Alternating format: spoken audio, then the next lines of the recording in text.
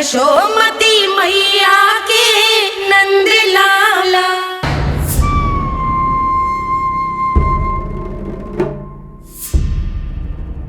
हम ऐसे भूखे प्यासे कब तक रह पाएंगे?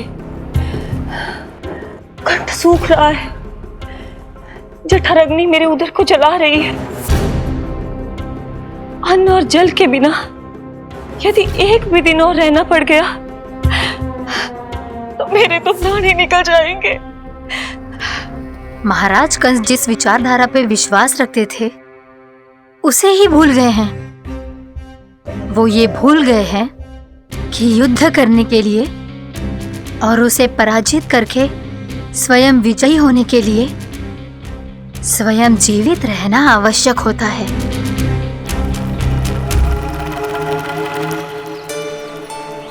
प्रभु ने जो दृश्य मुझे दिखाए, किस बात का संकेत थे वो? क्या मुझे यहाँ आने के लिए प्रेरित करना ही उनकी योजना थी? बहुत सोच विचार के भी ना समझ में आ रहा है।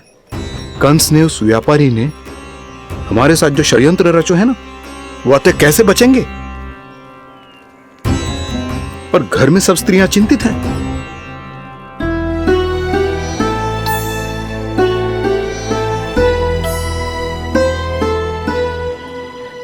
सुनो भाई सब लोग, नंदराज ने निर्णय लियो है कि वो इस बार कंस से मिलने अकेले ही आने वाले हैं।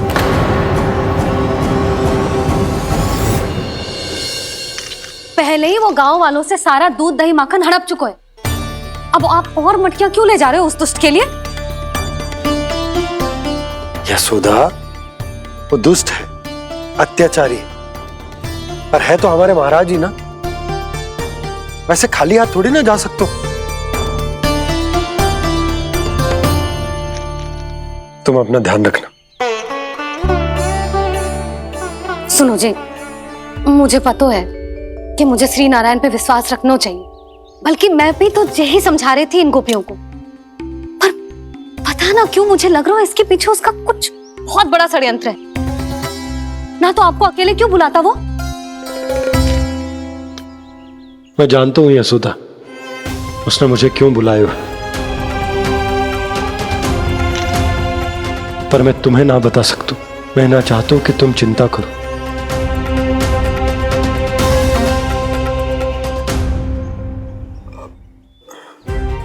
राजा होने के नाते यदि मेरे कुछ करने से मेरी प्रजा का हित होता है तो मुझे वो करना पड़ेगा यशोदा, फिर चाहे वो मुझे कितना ही अप्रिय क्यों ना लगे।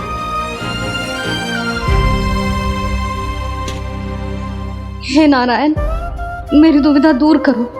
कुछ ऐसा करो कि इन्हें जाना ही ना पड़े उस दुष्ट के सामने।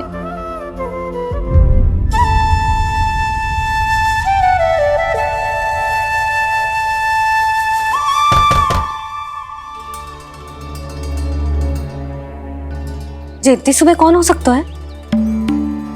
मैं देखता हूं।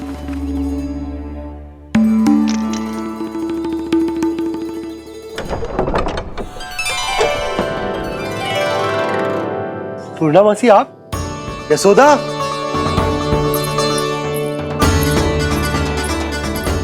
पूर्णा मौसी,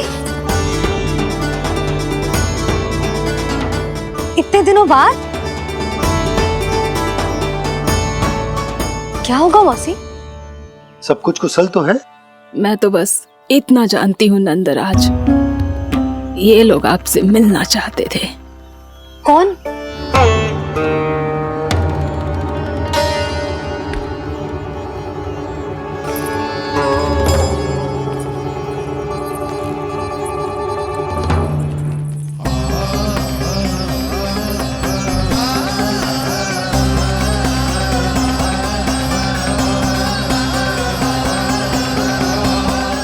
इतनी सुबह आप सब यहाँ? क्या होगा?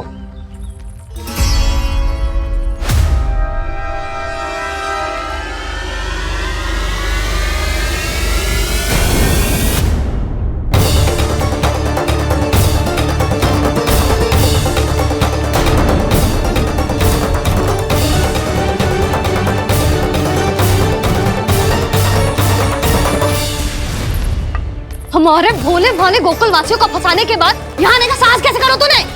यशोदा, पूछो जी, पूछो इससे ये क्या करो यहाँ।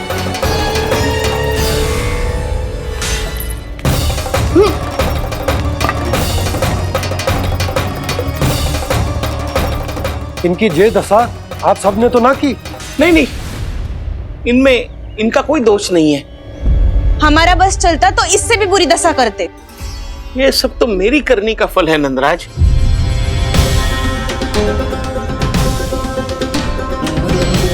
इसे इसके किए का दंड मिल गया है।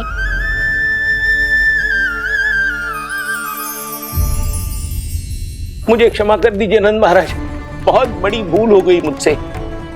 मैंने इन सब गांव वालों को फंसाने का षड्यंत्र महाराज कंस के कहने पे किया था। वही मेरी भूल थी, मुझे क्षमा कर दीजिए महाराज। बहुत शीघ्र बुद्धि आ गई तुम्हें। मैंने आप सबको लोभ के जाल में फंसाने का प्रयास किया। सच तो ये कि मैं स्वयं लोभ में ग्रस्त था। सब कुछ अधिक से अधिक धन के लिए किया था मैंने। सब कुछ खो दिया। मेरा भोजन सड़ गया, मेरी मिठाई में कीड़े मकोड़े पड़ गए, मेरे स्वर्ण आभूषण मोती सब कंकड़ पत्थर बन गए। अवश्य इसका कोई नया छल है जे। नहीं नहीं नहीं नहीं, मेरा कोई छल नहीं है, मैं सत्य बोल रहा हूं। मैंने कही थी ना, श्री नारायण हमारी सहायता अवश्य करेंगे। दुष्ट और अत्याचारी का दूत बन के आया था ना, ये तो होना ही था। स्वयं श्री नारायण ने न्याय करो है हमारे साथ।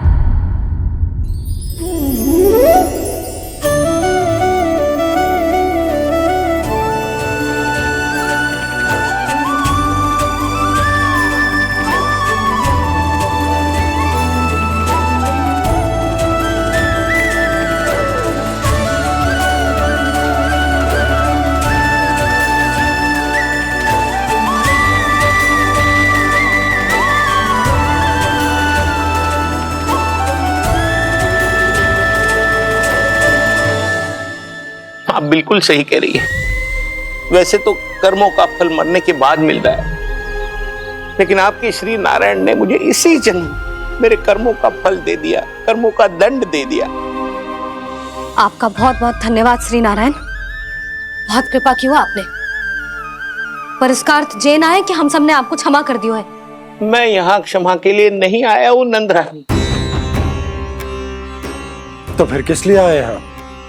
मैं तो इन भोले भाले गोप गोपियों को इनकी शपथ से मुक्त कराने आया हूं।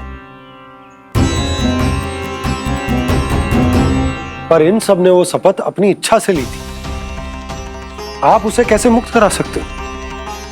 और एक शपथ दिलवाकर।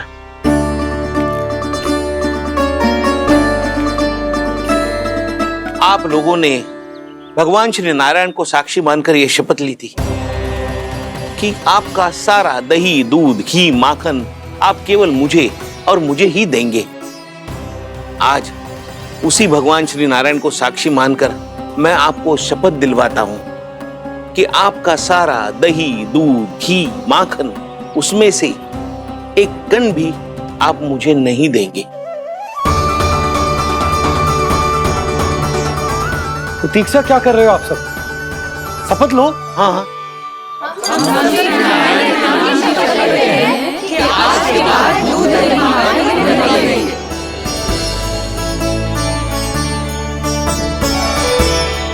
जशोदा जी आपने सही कही थी।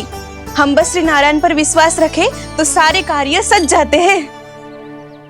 मुझे आशा है कि व्यापारी जी की तरह आप सबको भी अपनी शिक्षा मिल गई होगी। हाँ नंदराज, अब हमें अपनी भूल से सीख मिल गई है। अब हम कभी भी किसी के लोभ के जाल में ना फंसेंगे। जब यहाँ आभास हो जाए वहाँ भूल हुई है तो उसे मान के सीख लेनी चाहिए। हाँ हाँ, इस घटना से मुझे भी सीख मिल गई है। मैं भी जो शपथ लेती हूँ कि आज के बाद सारा का सारा दूध, दही, माखन इस पर सबसे पहला अधिकार गाय के बछड़ों पर ही होगा। सीख समझ सभी ने जैसे ही ली शपथ कि अब लोभ करेंगे ना हानि से भी अधिक मिला है, माखन बह रहा देखो कृष्ण लीला, देखो कृष्ण लीला।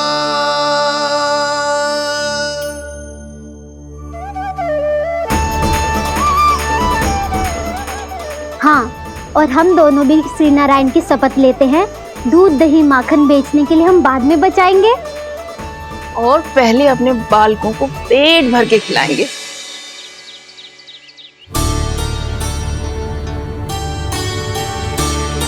मैया, दादी, शीघ्र चलो। जो माखन प्रसाद की मटकी आप मंदिर से चढ़ा के लाई थी, वो पूरी भर गई है और माखन निकल निकल के भरो है। इसीलिए बड़बोलो कहलाते है तू। फिर कहने लोगों कथा कहानी। मैया, अपने घर पे भी ऐसा ही हो रहा है।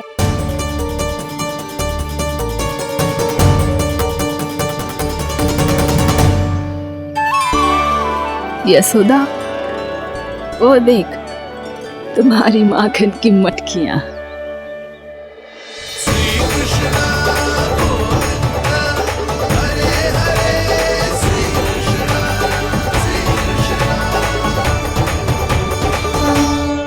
मैंने कहा था ना, आप सभी पर श्री नारायण की विशेष कृपा है।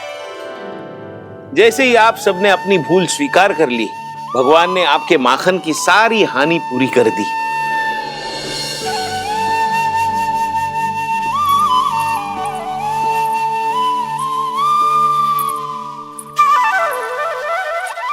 यशोमती मैया के नंद लाला,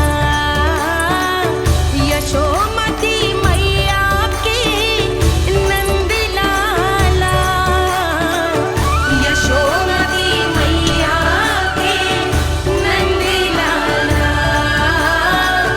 यशोमती मैया के नंद लाला। मैया चलो ना।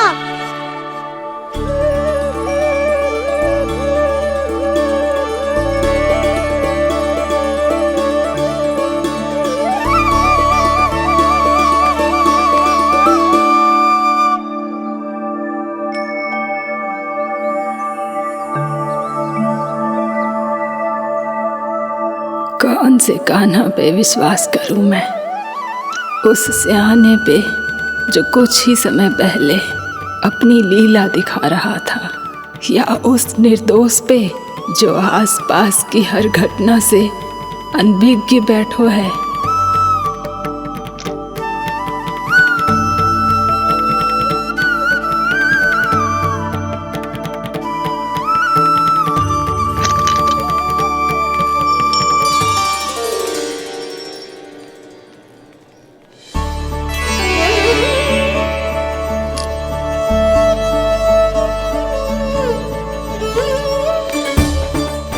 तो क्या इसका अर्थ ये है कि जब हम अच्छा कर्म करते हैं तो हमें पुण्य लाभ होता है, और जब हम बुरा कर्म करते हैं तो हमारी हानि होती है, हम पराजित हो जाते हैं?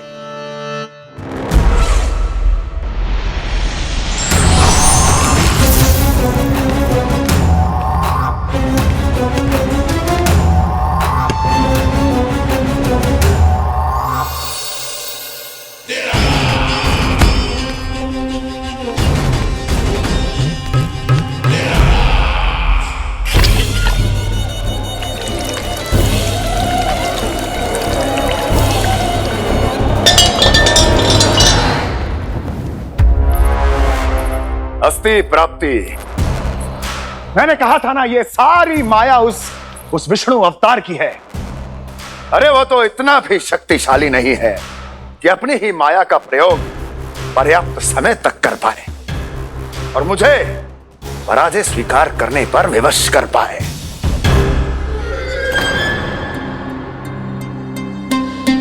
किंतु तुम्हारे मुख की भावभंगिमा तो कुछ और ही कथा कह रही है। क्यों? सत्य कहा ना मैंने। महाराज, सब कुछ पहले जैसा इसलिए हो गया क्योंकि क्या? ये उस विष्णु की माया थी, और क्या? हमने व्यापारी परमानंद को गोकुल भेजा था।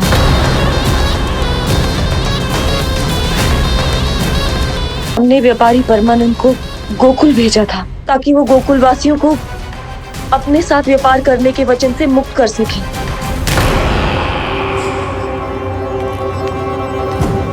मेरी आज्ञा लिए बिना, मुझे बिना बताए मेरे लिए हुए निर्णय को पलटने का साहस भी कैसे कर लिया तुमने? हमने आपकी ही विचारधारा का अनुसरण किया है महाराज। आप ही कहते हैं ना, जब जीवन पर संकट हो तो अभिमान अर्थहीन होता है, और जब प्राणों पर बनाए तो सम्मान स्वाभिमान सब निरर्थक होता है। भूख और प्यास से आप तो दुर्बल हो ही जाते महाराज, पर आपकी सेना और सेवक अपने प्राण बचाने के लिए आपसे दूर हो जाते। आपके और उस विष्णु अवतार के बीच 4 वर्षों से चलते आ रहे इस संघर्ष में ये एक छोटी सी झड़प है महाराज, और यदि हम ये झड़प हार जाते तो शेष युद्ध करने के योग्य भी नहीं बच पाते। जब आप पूरी तरह से अकेले, शारीरिक रूप से दुर्बल और असहाय होते, और तब वो विष्णु अवतार, वो बालक आप पे प्रहार करता, तब आप क्या करते महाराज? आत्मरक्षा आवश्यक थी महाराज, क्योंकि शत्रु पर उसके वार से भी अधिक घातक प्रहार करने की योजना तभी बनाई जा सकती है जब तन और मन दोनों पूरी तरह स्वस्थ हो।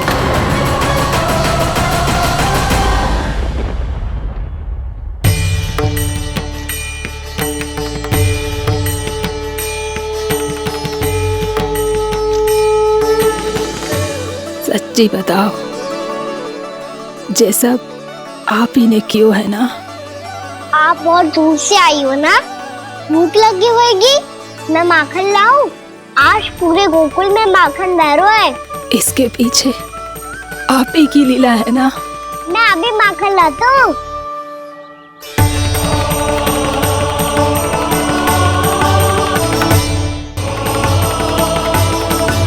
ये लीजिए।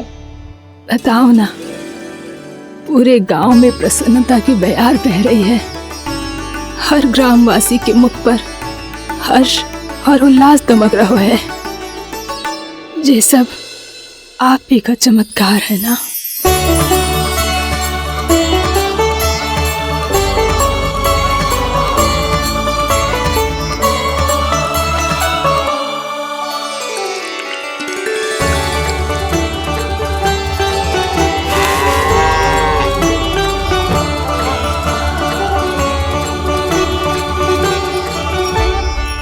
बताओ प्रभु, ये महिमा आप ही की है ना नारायण? ठहरो, मैं आपके हाथों से खिलाऊंगा आपको।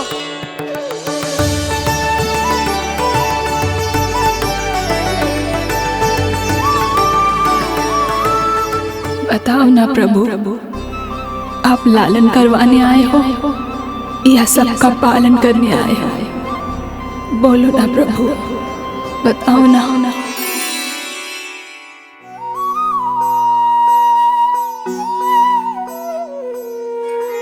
आए हो लालन करवाने या पालन करने आए हो, या जगपाला बन नंद लाला मन को हरने आए हो। आए हो लालन करवाने या पालन करने आए हो। नैनों से देखूं तो दिखते कृष्ण है, मन से देखो तो हरि दिखे। अपनी इन लीलाओं के कारण सबके मन हो बसे। कान्हा आपको कह के पुकारो या बोलो भगवान कहो, माता की ममता दो आपको या फिर मैं प्रणाम करूं।